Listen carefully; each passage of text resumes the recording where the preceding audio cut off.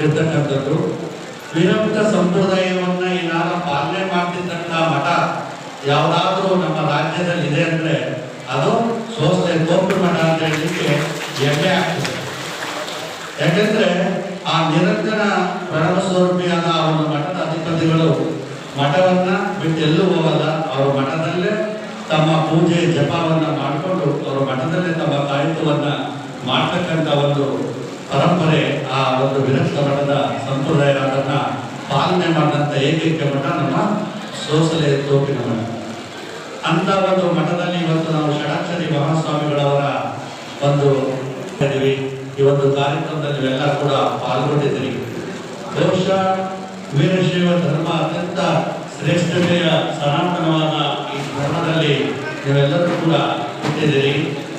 ಮಾನವನ ಜನ್ಮ ಅತ್ಯಂತ ಶ್ರೇಷ್ಠವಾದದ್ದು. ಈ ಮಾನವನ ಜನ್ಮದಲ್ಲಿ ಹುಟ್ಟಿದಂಥ ಪ್ರತಿಯೊಬ್ಬ ವ್ಯಕ್ತಿಯು ಪುಣ್ಯ ಕಾರ್ಯವನ್ನೇ ಮಾಡಿ ತನ್ನ ಜೀವನವನ್ನ ಸಾರ್ಥಕತೆ ಮಾಡಿಕೊಳ್ಳಬೇಕು. ಯಾಕೆಂದ್ರೆ ಮನುಷ್ಯ ಪ್ರಾರಬ್ಧ ಕರ್ಮ ಅಂತ ಹೇಳ್ತೀವಿ. ಯಾರಾದ್ರೂ ಏನಾದ್ರು ತೊಂದರೆ ಆಗಿದೆ ಅಂದ್ರೆ ನನ್ನ ಪ್ರಾರಬ್ಧ ಕರ್ಮಗಳಪ್ಪ ಏನ್ ಮಾಡೋಕ್ಕಾಗುತ್ತೆ ಅಂತೇಳಿ ಲೋಕಾರೂಢಿಯಾಗಿ ನೀವು ಮಾತಾಡ್ತೀರಿ, ಅದು ಸತ್ಯ. ಈ ಒಂದು ಜನ್ಮದಲ್ಲಿ ಹುಟ್ಟಿದ ಮೇಲೆ ನಮ್ಮ ಪ್ರಾರಬ್ಧ ಕರ್ಮ ಇಂದಿನ ಕರ್ಮಗಳನ್ನ ನಾವು ಕಳೆಯುವುದಕ್ಕ ಪುಣ್ಯವನ್ನ ಸಂಪಾದನೆ ಮಾಡಬೇಕು ಅಂದ್ರೆ ಇಂತಹ ಗುರುಗಳ ಒಂದು ಸೇವೆಯಲ್ಲಿ ಧಾರ್ಮಿಕ ಆಚರಣೆಯಲ್ಲಿ ಪಾಲ್ಗೊಂಡಾಗ ಸಾಧ್ಯ ಆಗ್ತದೆ. ಯಾಕೆಂದ್ರೆ ಒಂದು ಕರ್ಮವನ್ನ ಮಾಡುವಂತ ಶಕ್ತಿ ಇದ್ರೆ ಅದು ಮನುಷ್ಯನಿಗೆ. ಯಾಕೆಂದ್ರೆ ಸಕಲ 84 ಲಕ್ಷ ಜೀವರಾಶಿಗಳಲ್ಲಿ ಮನುಷ್ಯ ಶ್ರೇಷ್ಠವಾದಂತಹ ವ್ಯಕ್ತಿ.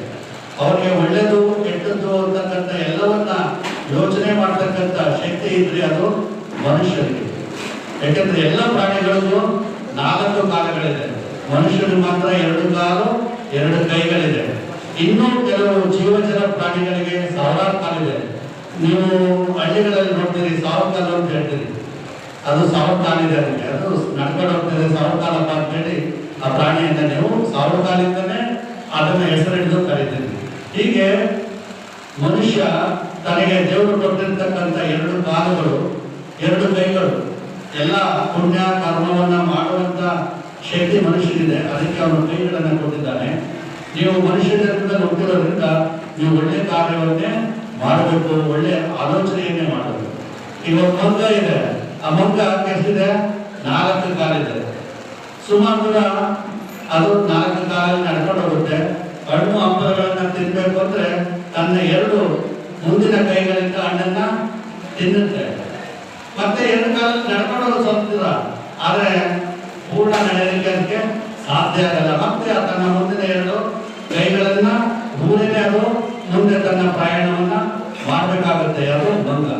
ಹಾಗೆ ಆ ಶಕ್ತಿ ಇಲ್ಲ. ಆದ್ರೆ ಮನುಷ್ಯನಿಗೆ 2 ಕಾಲಗಳಿಂದ ನಡ್ಕೊಂಡು ಹೋಗ್ಬೋದು, 2 ಕೈಗಳಿಂದ ಮುಂದಿನ ಕೆಲಸವನ್ನು ಕೂಡ ಅವನು ಮಾಡಬಹುದು. ಅದರಿಂದ ಮನುಷ್ಯ ಎಲ್ಲ ಕೆಲಸವನ್ನ ಮಾಡುವಂತ ಆಲೋಚನೆ ಶಕ್ತಿ ಮನುಷ್ಯನಿಗಿದೆ. ಅದರಿಂದ ನೀವೆಲ್ಲರೂ ಕೂಡ ಧರ್ಮ ಮಾರ್ಗದಲ್ಲಿ ನನಗೆ ಯಾಕಂದ್ರೆ ಸಮಯ ಆಗ್ತದೆ, ಬೈಕ್ ಮುಂದೆ ಇತಿ ಬಿದ್ದಿರಲ್ಲ. ಆದರೆ ನೀವೆಲ್ಲರೂ ಕೂಡ ಇವತ್ತು ಗುರುಗಳ ಆರಾಧನಾ ಮಹೋತ್ಸವದಲ್ಲಿ ನೀವೆಲ್ಲ ಭಾಗಿಯಾಗಿದ್ದೀರಾ.